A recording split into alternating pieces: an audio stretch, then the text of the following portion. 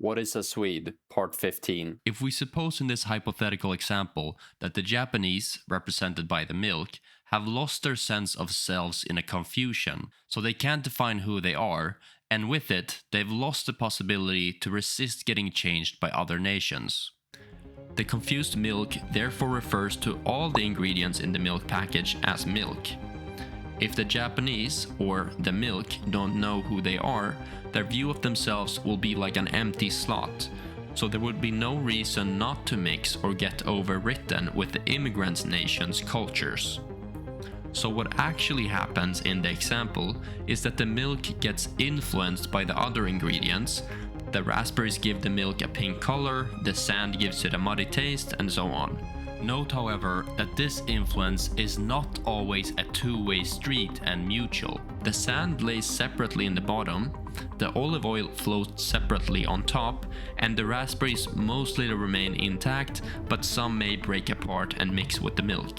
Sharing the milk package or country doesn't necessarily mean mixing. Those are two different things.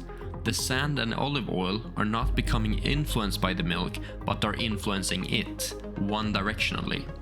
Because these two ingredients or nations know who they are, they reject the influence from the other nations or ingredients, because it would change them into something they're not. They reject the influence of the milk and the raspberries that have integrated with it, as well as reject each other.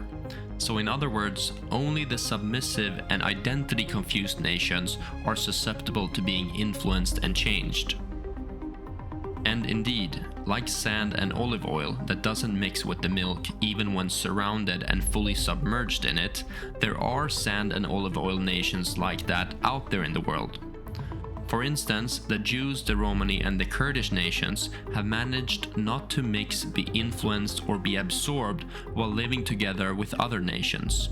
Amazingly, despite not having their own countries, these three nation groups have been able to not fully mix and disappear and get their culture and ethnicity overwritten for more than 1,000 years. How did they do it? By doing the opposite of the Japanese in this example and the milk. By knowing very well who they are, i.e., knowing their identity, and by using discipline to resist integration, and keeping outsiders out of their distinct in-groups.